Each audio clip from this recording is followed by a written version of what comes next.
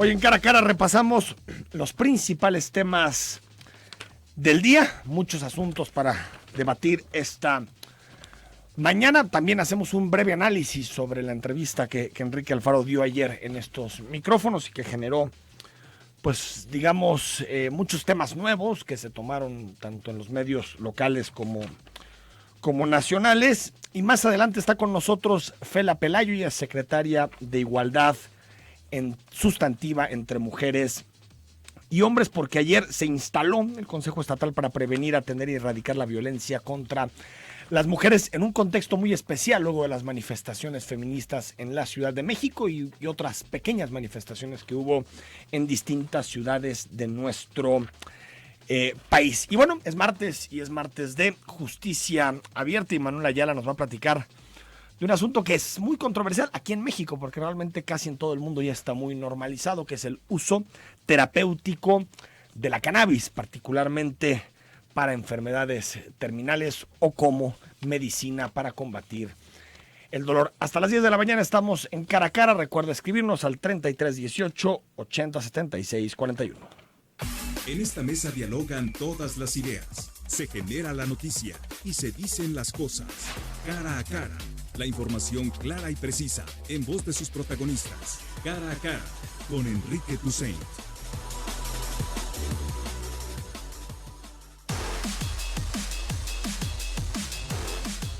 9 de la mañana con 6 minutos. En este espacio tratamos reiteradamente de promover la lectura y sobre todo la lectura en torno a temas políticos, porque desde mi punto de vista es,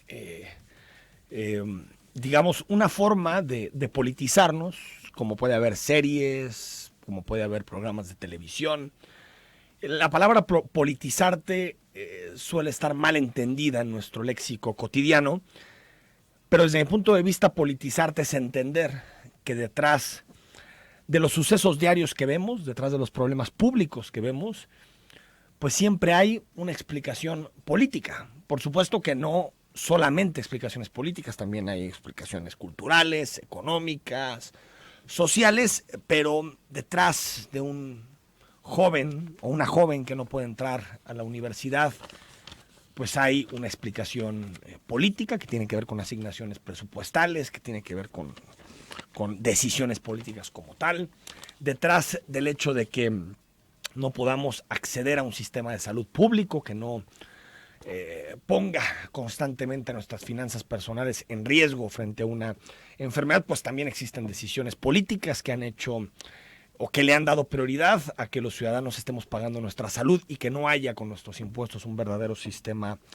público. Por lo tanto, yo entiendo politizarte como tomar conciencia de que detrás de los problemas que sufrimos todos los días, los problemas cotidianos, hay una variable y hay una dimensión política que siempre tenemos que atender. Hoy te ofrecemos el libro para que participes, para que nos escribas, de un periodista tapatío, de Diego Petersen Fara, un periodista con muchos años comentando los temas locales aquí en Jalisco y también, por supuesto, los temas nacionales. La novela se llama Casquillos Negros y es una novela que profundiza, que aborda el tema del asesinato del cardenal Posadas. Es editado por Tusquets, por Editores Tusquets.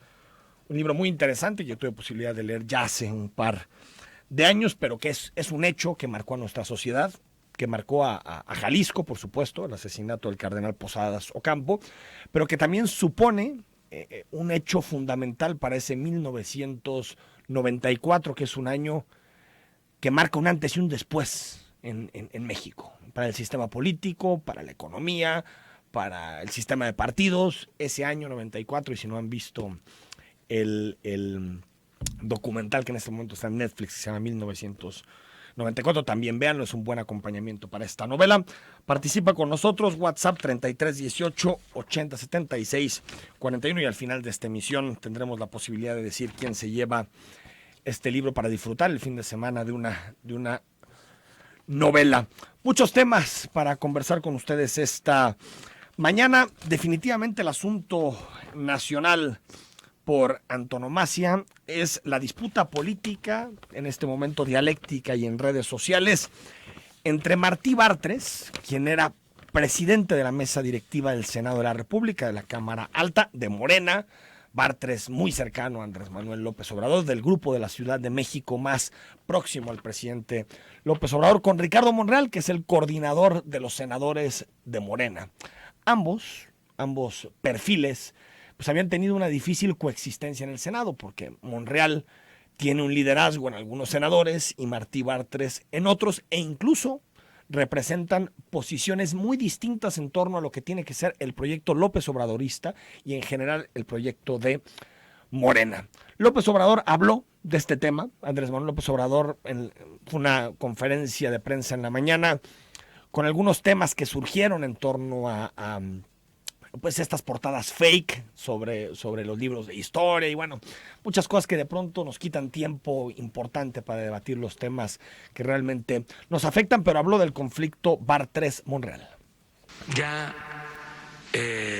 no ayudan quienes solamente piensan en sus intereses personales. Tiene que haber mística, tiene que haber convicciones, entrega total a la causa pública. No son los cargos lo que debe de importar. No son los cargos lo que debe de importar, son estar concentrados y atentos al tema de dar resultados en la función pública. Sin embargo, y lo aclaró también López Obrador en esta conferencia matutina, dice el Senado, el Poder Legislativo, los tribunales, el partido, pues son cosas que llevan su ruta y yo no tengo nada que ver con lo que sucede en esos espacios. Cosa que sabemos que no es verdad, porque si existe en este momento un político que domina ampliamente su partido, que tiene una hegemonía incontestable, un liderazgo a prueba de balas, es López Obrador en Morena. Y detrás de la disputa, de la polémica que hay entre Bartres y Monreal, pues no solamente hay, digamos, una lucha por la mesa directiva del Senado, que estaba en manos de Martí Bartres y que en este momento quedará en manos de Mónica Fernández, que no es de Morena, sino del Partido Encuentro Social, una táctica, una maniobra del propio Ricardo Monreal para que la mesa no quedara en Bartres, sino quedara en alguien cercano a Martí Bartres. Es decir, no solamente hay esa disputa clara, aparente, sobre la mesa directiva, sino que también hay otros dos elementos que son importantes señalar. Uno, al presidente le convienen estas riñas. Sabemos que el presidente no tiene una oposición consolidada. La oposición está en otro lado, está en la sociedad civil, está en los grupos empresariales, pero realmente en el sistema de partidos, cuando uno ve los argumentos de Marco Cortés, presidente del PAN, cuando uno ve los argumentos del nuevo presidente del PRI, Alejandro Moreno, que por cierto hoy esboza en su columna Carlos Loret de Mola, que PRI y PAN se están empezando a echar llamaditas desde el domingo por la noche para ver si compiten en coalición en la elección de 2021.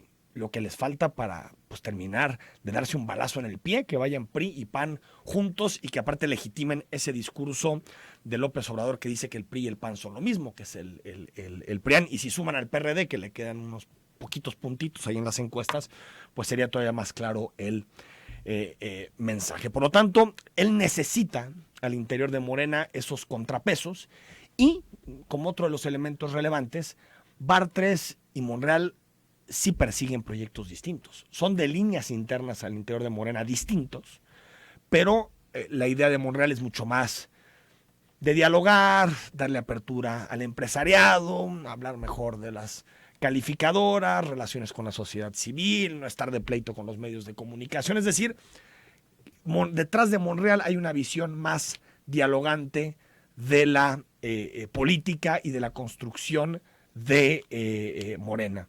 En el caso de Martí Bartres era la más dura de Morena, del ala que cree que hay que rivalizar más, discutir más, señalar más, ser mucho más rupturistas, y creo que dentro de lo que supone la reestructuración de Morena y la pelea por la dirigencia nacional de aquí a noviembre, pues están abiertas esas dos posturas. Por supuesto que al final López Obrador se va a decantar por alguna.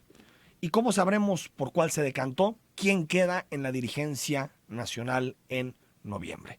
Yatko, la presidenta nacional, está claramente alineada con Martí Batres, incluso señaló que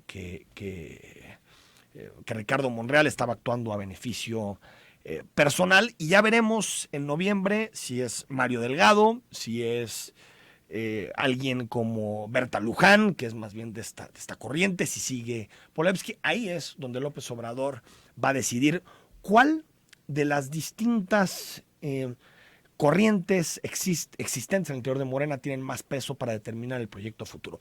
Y ahí está, yo creo que el debate de fondo. El debate de fondo es, más allá de las grillas internas en los partidos, en este caso en Morena, es un partido que tiene el 53% de los votos, o que en coalición tiene el 53% de los votos, que ha ganado estados, que ha empezado a avanzar. ¿Qué va a hacer Morena? Es decir, ¿va a ser un PRI reloaded? O sea, un PRI adaptado al 2019, 2020.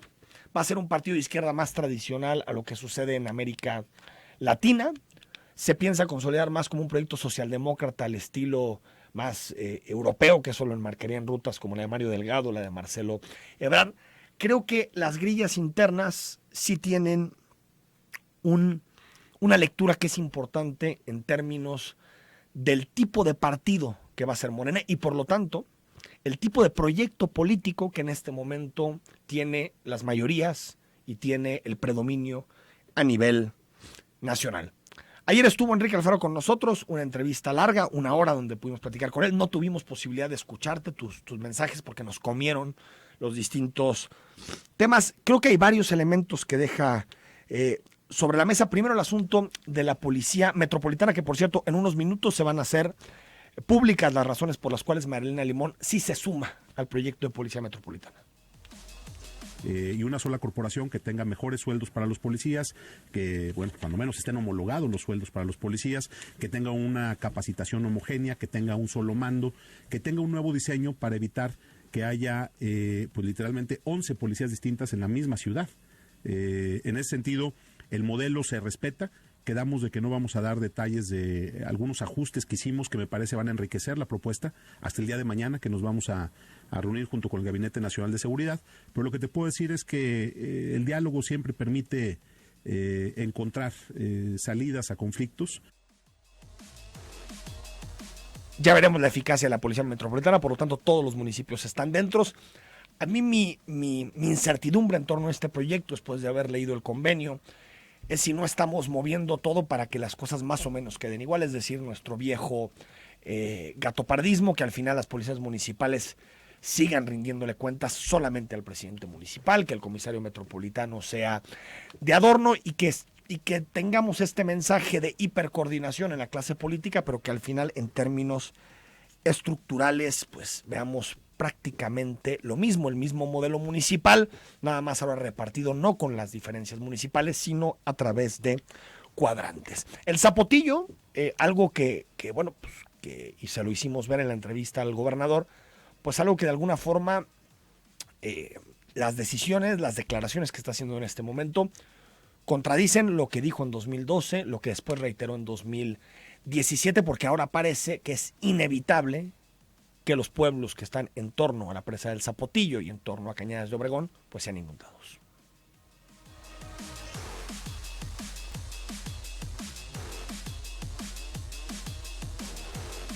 Postura de que lo que no se puede es hablar de un uso del agua en una infraestructura construida en Jalisco para usarla para otro estado cuando no se ha arreglado el problema de Jalisco.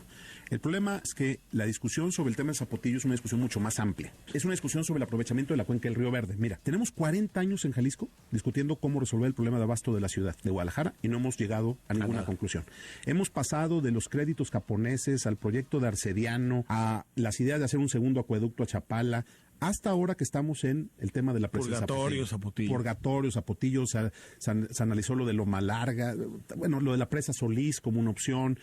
La realidad es que si no traemos agua del Río Verde, no hay muchas opciones, porque yo respeto mucho el trabajo de los académicos, Pero luego escuchas a todo el mundo hablando de reordenamiento hídrico, optimización de los recursos. A ver, necesitamos más agua para la ciudad. Hoy hay casi 1 millón de habitantes que no tienen garantizado el abasto de agua.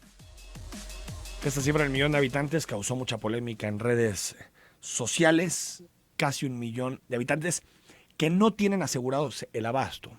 Vamos a aclarar de todos modos esta cifra con el equipo del gobernador, pero por lo que dice en la entrevista parece que es una proyección, es decir, si no se resuelve el problema del agua a través de distintas vías, habría 1 millón de ciudadanos en la metrópoli que no tienen garantizados el uso del agua. También está ahí el tema de Tlajomulco y de algunos municipios que están integrando al CIAPA. También habló de A Toda Máquina, tal vez la polémica más importante de su incipiente sexenio, de los casi 9 meses que ha estado al frente del gobierno del Estado, y dijo que él no ve ninguna irregularidad en A Toda Máquina, que al final el dictamen de la Contraloría eso va a certificar, pero sí dijo que aquella foto en donde sale en un partido de básquetbol de los Lakers con Guillermo Romo, quien es empresario tequilero, muy importante en Jalisco, pues que tal vez fue algo que pudo haber evitado en el contexto que vive actualmente el país.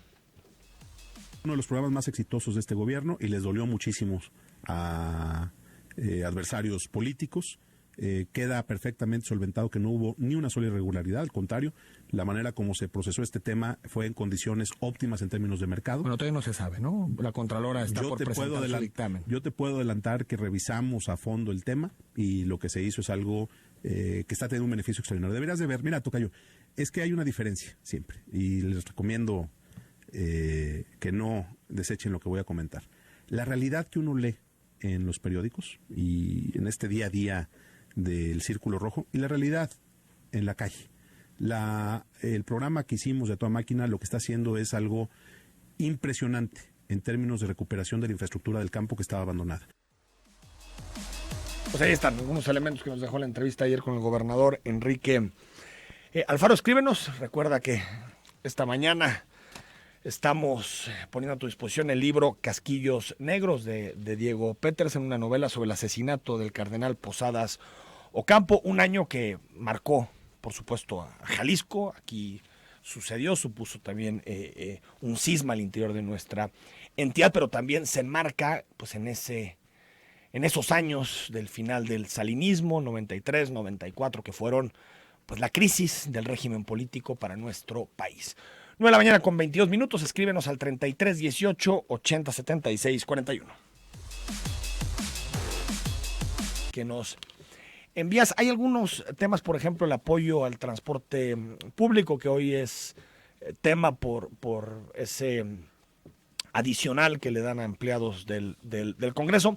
Ahorita lo comentamos, Emanuel Godoy, que ha estado muy insistente en este tema. Ahorita comentamos precisamente el tema del apoyo, lo que nos dijo también el gobernador ayer de cómo va a empezar a fluir ese apoyo de entre 250 y 300 pesos a trabajadores y trabajadoras que no tienen de alguna forma posibilidad de absorber el impacto por el incremento de la tarifa del transporte público. Fela Pelayo es secretaria de Igualdad Sustantiva entre Mujeres y Hombres y nos acompaña en cabina. Fela, ¿cómo estás? Enrique, muchas gracias por la invitación y un saludo a todas las personas que nos escuchan. A ver, ahorita platicamos sobre el acuerdo que se firmó ayer, que es parte del debate público que tenemos esta mañana, pero antes me gustaría conocer tu opinión sobre las manifestaciones feministas, bueno, particularmente en la Ciudad de México, donde se ha focalizado, pero también hubo en otras ciudades de nuestro país. Uno que, digamos, ¿qué opinas de la reivindicación esencial de la protesta? Y segundo, sobre los hechos que se derivaron, particularmente los hechos de alguna forma de vandalizar algunos monumentos históricos. Mira, partamos de que una manifestación pues no surge porque nada esté pasando, ¿no? Una manifestación surge porque algo está sucediendo y porque hay una exigencia por parte de muchísimas personas que están pues solicitando algo. En este caso fueron las mujeres manifestándose, exigiendo sus derechos a la seguridad, ¿no? Exigiendo que las dejen de violar, que las dejen de matar.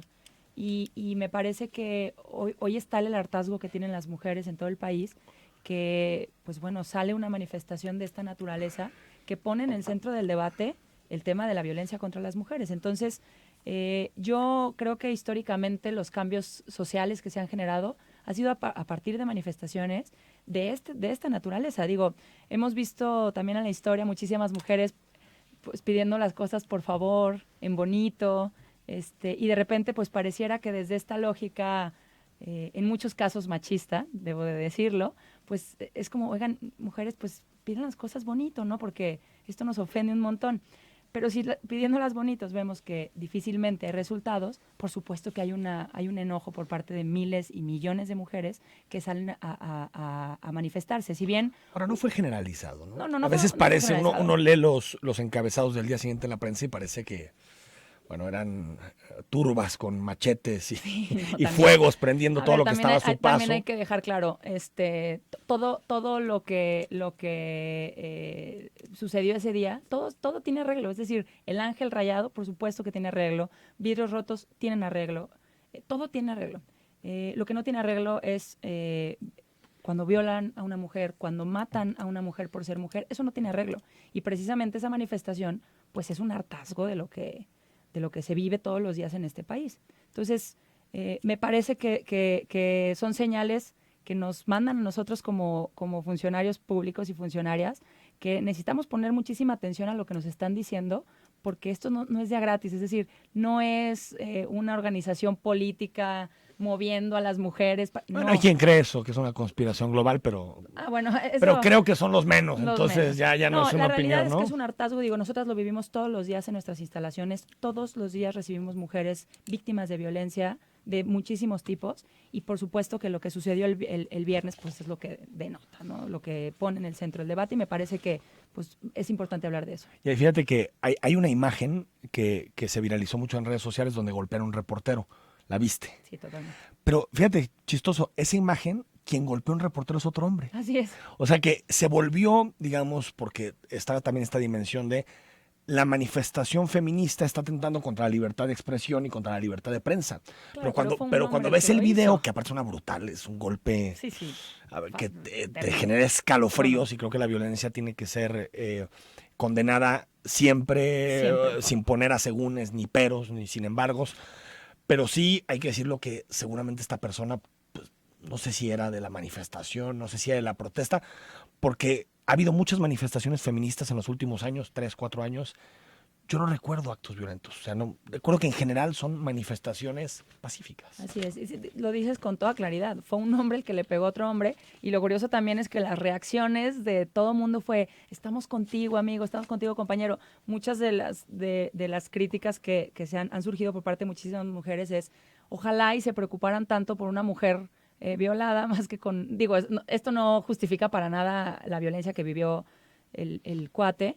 Sí, que nos genera la misma indignación. Genera una indignación, pero me parece que si lo pones en una balanza, generó muchísima más indignación que le hayan pegado a él, que no estoy a favor, eso lo digo con toda claridad, no estoy a favor, genera mucha más indignación eso, a que violen a una mujer. Entonces ahí es cuando mides un poco, pues cómo estamos como sociedad y dices, híjole, ¿Por qué? Porque, a ver, yo tengo la impresión de que, bueno, tiene que ver, por ejemplo, en la cobertura de medios de comunicación, que la mayoría de los que estamos en información somos hombres y que tal vez no hemos padecido esas ansiedades que sufren las mujeres de caminar en las calles, de ser acosadas, de que tu ascenso laboral esté vinculado pues, precisamente a tus condiciones estéticas y no intelectuales, que tal vez nosotros nunca hemos vivido ese mundo. completamente. Y que lo interpretamos con nuestros parámetros como si estuviéramos interpretando cualquier otro fenómeno. Claro, verlo desde afuera es muy sencillo, ¿no? Es muy fácil emitir juicios, decir está bien o está mal, están exagerando, ¿no?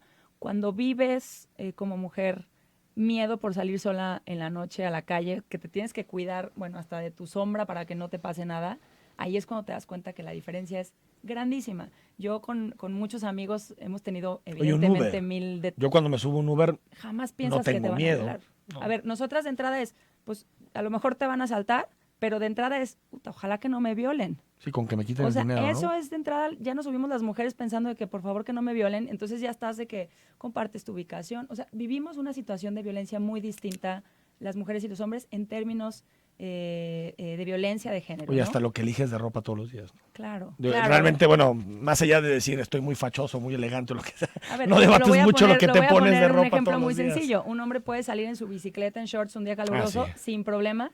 Y si una Sí, sin mujer problema. sale en shorts un día caluroso en bici, bueno, te apuesto lo que tú me quieras apostar ahorita, que por lo menos así bajita, 3 hombres la van a acosar en el camino. Ayer me tocó, por cierto, en el 7-Eleven que está justo en Manuel Acuña y que es Luis Pérez Verdía, pues una chica así, y pobre, pues tuvo que entrar a comprar un refresco, creo que iba a comprar alguna cerveza, no sé, pues casi salió expulsada del lugar porque había 7, 8 personas que le hacían la vida imposible. Que ahí es cuando también haces una reflexión respecto a qué está pasando con la sociedad. Es decir, evidentemente tenemos muchas cosas Pero nos que educan arreglar, así, Fela. pero la educación que O sea, estamos la educación recibiendo... a los hombres es esa, Así es. ¿no? Así es. Y eso es, me parece, lo más complejo de combatir. Antes de entrar al tema del acuerdo, si hay mañana una manifestación en Jalisco, en Guadalajara, de este tipo, de esta envergadura feminista, suceden cosas como estas. Yo sé que tú no eres la fiscal y no eres la secretaria general de gobierno, pero desde tu punto de vista, ante este tipo de hechos, ¿la policía tiene que intervenir? Tiene que proteger a las mujeres que se manifiesten. Y a nosotros nos toca, por lo menos yo me pongo del lado de quien se quiera manifestar, porque, insisto, las exigencias no vienen de a gratis, es un hartazgo sistémico y es un hartazgo histórico también. Entonces, la policía lo que tiene que hacer es cuidar a quienes se manifiesten y respetar cualquier tipo de manifestación. ¿Qué es, Fela Pelayo, el acuerdo por la vida y la seguridad de las mujeres jaliscienses que se firma entre el gobierno del estado de Jalisco y los 125 municipios? Mira, es un acuerdo en donde se compromete tanto el gobierno del estado como los 125 municipios en llevar a cabo una serie de acciones para disminuir la violencia que viven las mujeres tanto en sus municipios como el estado. Este acuerdo lo que buscamos es pues que a partir de diferentes acciones, pero coordinadas, es decir, con un mismo enfoque, todos los municipios partan de un piso mínimo de actuar para poder modificar la situación que se vive, ¿no?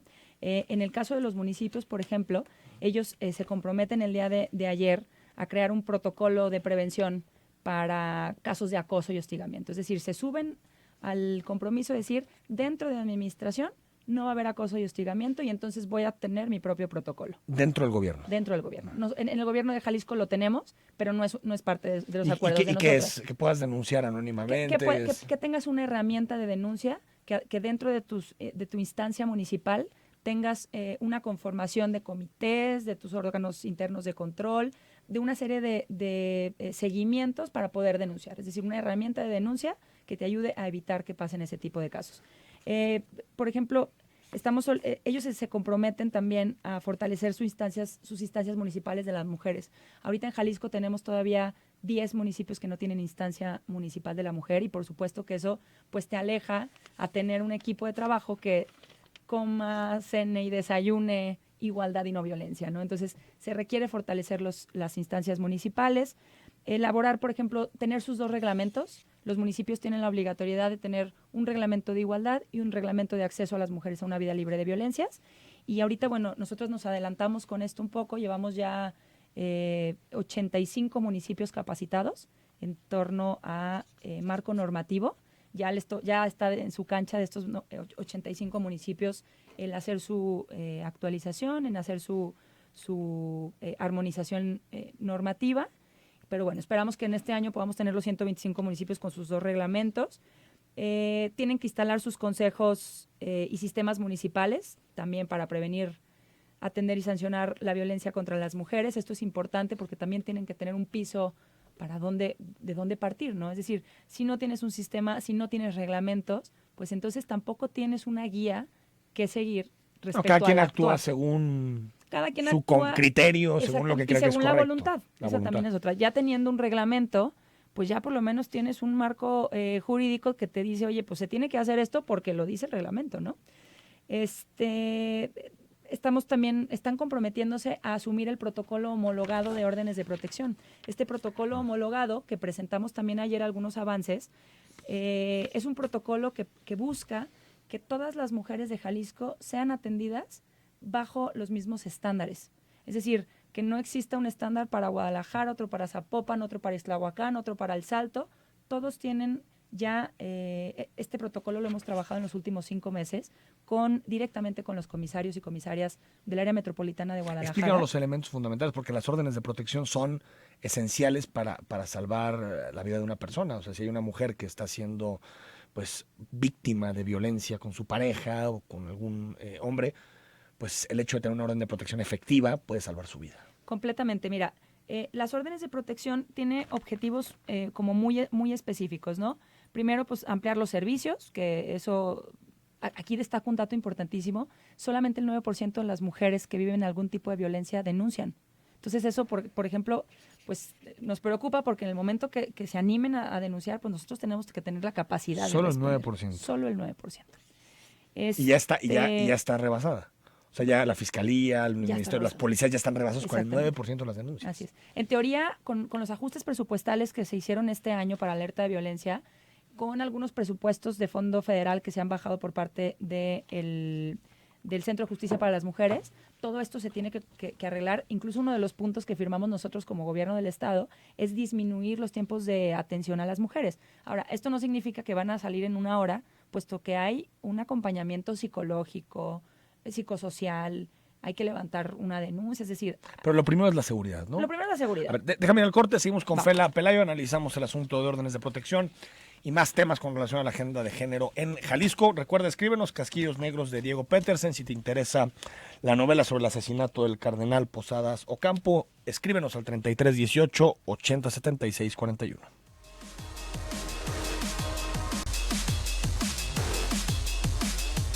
9 de la mañana con 42 minutos. Gracias por escribirnos. Hay muchísimos mensajes esta mañana. Ahorita le pasamos algunos de ellos a Fela Pelayo. Nos quedamos con las órdenes de protección. Nos quedamos con las órdenes. Con este protocolo homologado que debe de aprobar el Consejo Estatal para prevenir y erradicar la violencia contra las mujeres, vamos a estandarizar la atención de las mujeres.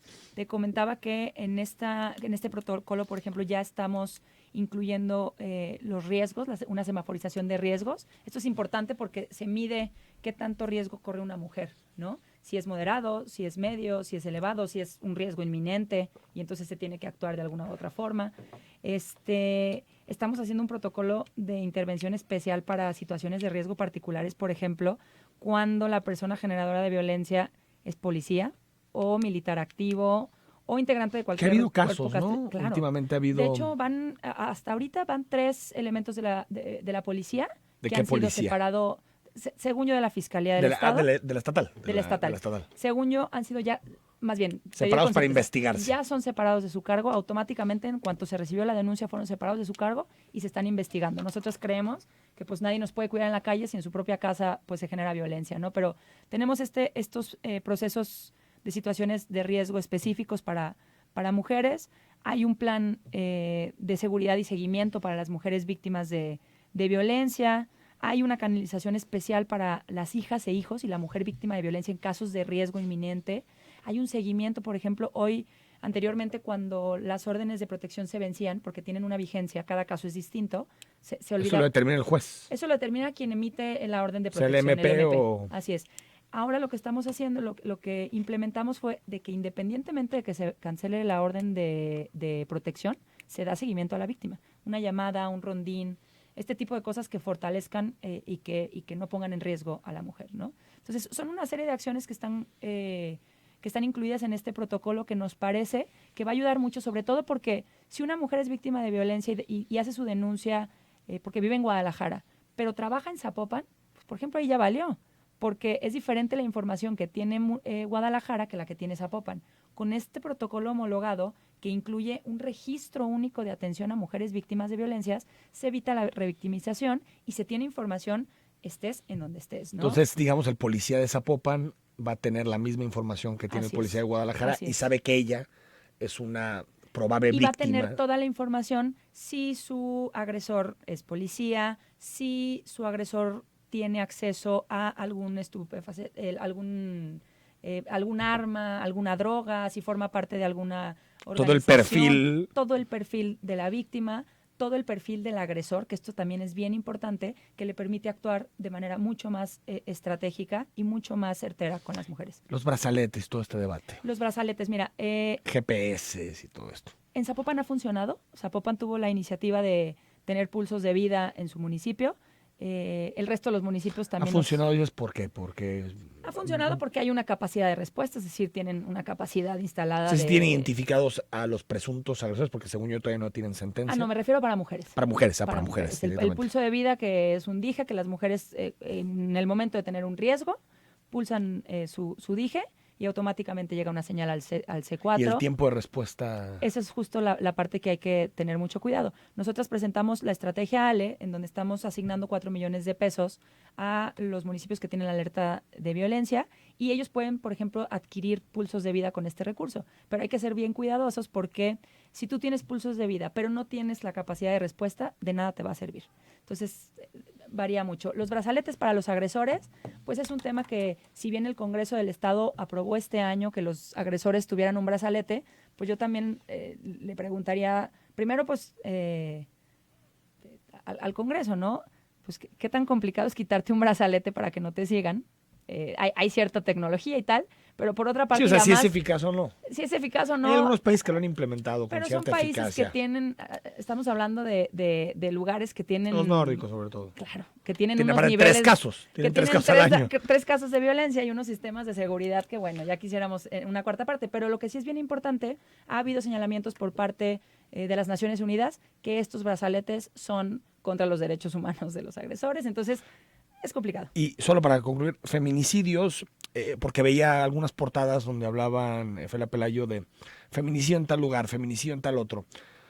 Digamos, aclarar cómo se investiga en uno y cuándo realmente ya podemos hablar de un feminicidio con todas las de la ley. Miren, a partir del 1 de enero de este año, toda muerte violenta de mujeres se investiga bajo el protocolo de feminicidio, que es como un posible feminicidio. Sobre la investigación se descarta el feminicidio, pero no a la inversa. Es decir, no puedes de entrada decir, esto no fue un feminicidio. No huele a feminicidio. Exactamente, no puedes hacer ¿investigas? eso. Investigas como un feminicidio y sobre la investigación descartas o corroboras que lo es. En ese sentido, llevamos hasta la fecha 23 feminicidios. Hay que ser también muy claros en torno a la diferencia de un homicidio y un feminicidio. Un feminicidio es cuando se mata a una mujer por razón de género. Y un homicidio, bueno, es te quisieron asaltar, te quisieron robar. Es decir, todas las cosas que nos pueden pasar tanto a hombres como mujeres, pero que son alejadas del tema de por ser mujeres. Por ser mujeres porque tuvo un conflicto con la pareja, por un tema de celos, por un tema de dominación hacia una mujer, etcétera, etcétera. Hay una razón de género. Hay una razón de detrás. Sobre el tema de las víctimas de feminicidio, porque al final cuando asesinan a una madre, pues hay hijos que se quedan en la total indefensión. Nosotras implementamos en este año que, además del apoyo económico que le damos a las víctimas indirectas de feminicidio, les estamos dando una reparación integral del daño. Es decir, les acompañamos con temas médicos, psicológicos, sociales, las incluimos en los programas como de manera prioritaria en los programas de gobierno. Es toda una reparación integral que se está haciendo a partir de este año, y lo más interesante es que para el próximo año aumentamos casi el 80% del presupuesto para poder atender hasta 350 familiares, hijos e hijas víctimas de feminicidio. Entonces, apoyo económico. Pasamos de 200 familiares a 350 para el próximo año, más la reparación integral. Que ojalá en algún momento se llegue a 0. Ojalá. Porque no hay, digamos, víctimas. Ojalá, ese sería hijos. el ideal. Bueno, hay muchos mensajes, pero quisiera leer este que nos dice 3919. Ya sea hombre o mujer, no tiene derecho a vandalizar y se debe aplicar la ley.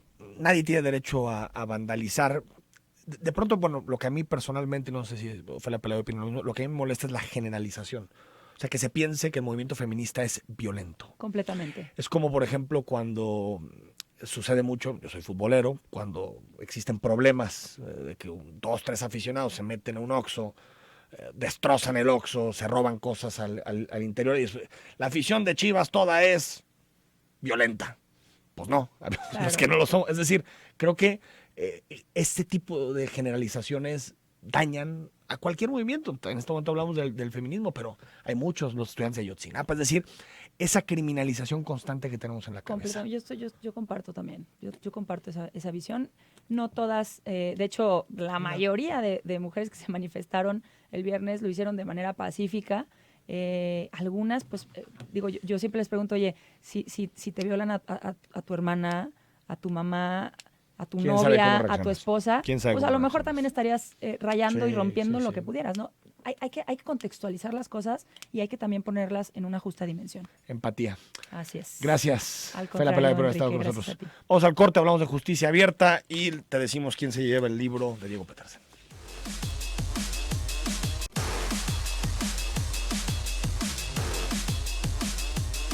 Es martes de justicia abierta y bueno, Manuel Ayala toca un tema que personalmente me apasiona, que tiene que ver con la regulación del cannabis, en particular el uso terapéutico. Manuel, ¿cómo estás? Bien, ¿y tú, Enrique? Buenos días. Bien, muy buenos días. Mira, pues como ya hemos referido en otras ocasiones, la función de los tribunales constitucionales, como es en nuestro caso el de la Suprema Corte de Justicia de la Nación, es hacer efectivos los derechos fundamentales de las personas para que estos no queden en el papel como letra muerta o, en el mejor de los casos, como un catálogo de buenas intenciones por parte del Estado. La semana pasada, la segunda sala de la Suprema Corte resolvió un caso muy interesante donde ilustra muy bien esta idea. El quejoso es un menor de edad diagnosticado con epilepsia fármaco resistente asociada a síndrome de West. Con el fin de mejorar su salud, el médico prescribió un aceite con cannabidol. Debido a la naturaleza de su epilepsia, este medicamento generó tolerancia. Entonces, el médico le prescribe un nuevo medicamento para poder controlar los síntomas de su enfermedad.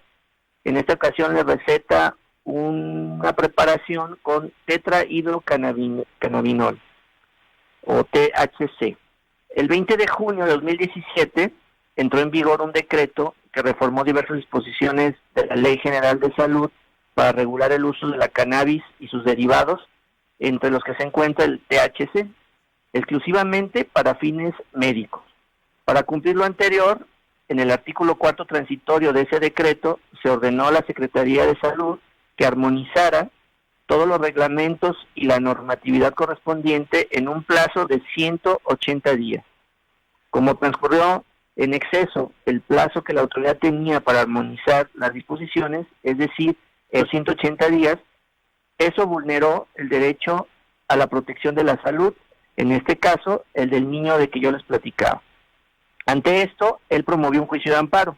Al resolver el asunto, la segunda sala le concedió el amparo debido a que la falta de cumplimiento por parte de la Secretaría de Salud en cuanto a armonizar sus reglamentos constituye una omisión reglamentaria que afecta los derechos fundamentales de las personas y en especial de los menores de edad, particularmente porque con la ausencia de las normas que regulen el uso terapéutico de la cannabis se imposibilita al quejoso acceder a un tratamiento con base en esa sustancia y cualquiera de sus derivados dentro del país, situación que obviamente resta eficacia a su derecho a la salud al no establecer las condiciones necesarias para ejercerlo.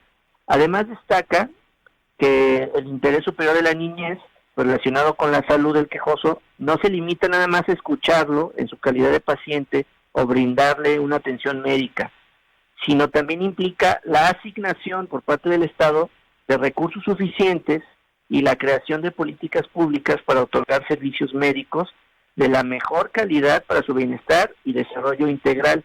Porque no existir esas medidas, el ejercicio del derecho se encuentra limitado o no, sería nugatorio. Por lo anterior, la segunda sala concedió la el Secretario de Salud cumpla con el deber legal de armonizar las disposiciones en el uso terapéutico de la cannabis y sus derivados y le da un plazo fatal de 180 días hábiles. Y dos, que garantice al quejoso el tratamiento médico integral que requiere para su padecimiento. Como ves, pues aquí vemos un ejemplo de cómo las sentencias de los tribunales constitucionales hacen efectivo los derechos de las personas, ¿no, Enrique? Totalmente. Oye, por cierto, Manuel, en relación a este tema, es increíble a veces la resistencia del sistema de salud, COFEPRIS, todas las instancias, y vemos en nuestra sociedad, tú lo sabes, los problemas que hay de depresión, de ansiedad, problemas de todo tipo, y preferimos que la gente acuda a tratamientos que verdaderamente dañan de por vida a las personas, empastillados todo el día para poder aguantar la realidad. y realmente nos oponemos a ver los, digamos, efectos positivos que tiene la cannabis en este tipo de tratamientos, en medicina del dolor, y que en otros países ya son del día a día. Me tocó hace poco ir a Canadá, pues ya tienen en este tema unas investigaciones impresionantes sobre el efecto positivo que puede llegar a tener el uso terapéutico de la marihuana, ¿no? Exacto, Enrique, creo que aquí es un caso más donde los prejuicios están por encima de las cuestiones científicas, ¿no? Como Sí. tú bien dices, creo que nos llevan de ventaja 10 años o más en la cuestión del uso terapéutico de la cannabis en México, y es increíble que tengamos que judicializar todos Exacto. esos casos. Puede llegar a algo que se puede resolver fácilmente con una política pública bien hecha y bien aplicada, ¿no? Yo a veces creo que son eso, resistencias conservadoras, pero también, Manuel, unas presiones innombrables de las farmacéuticas. Exactamente. Las farmacéuticas ¿no? saben que si de pronto encontramos que hay cosas más baratas que generan menos daño y que nos pueden hacer vivir mejor, pues pierden un negocio del tamaño del mundo. Manuel, gracias. Exactamente. Hasta luego, Enrique. Buen día. Bueno, ahora para que no pensemos que nuestra querida Laura Martínez tiene pues sus privilegiados en este tipo de entregas de libro, ahora se lo pasamos a Omar Machain para que nos dé un número del 1 al 64. 48, lo buscamos. Alfredo García Martínez, que te llevas el libro, que por cierto también nos comentas sobre la entrevista de ayer con el gobernador. Yo le creo al gobernador cuando dice que los gobiernos anteriores se encubrieron y protegieron a narcotraficantes, pero lo que no entiendo es por qué no ha puesto a ningún exfuncionario ante un juez. Se lo preguntamos con mucho gusto. Gracias, Alfredo. Si puedes llegar con tu identificación aquí a Promo Medios Radio, con esto podemos entregarte este libro de Diego Petersen. Nos dice también 5013, mientras hagan más inventos a favor de la mujer y no inventen a la par derechos hacia el hombre, desafortunadamente se incrementará la violencia a la mujer. Yo creo que no tiene mucho sentido lo que dices. 8340, es una pena que dejen de difundir lo que la gente piensa, no sé a qué te refieres.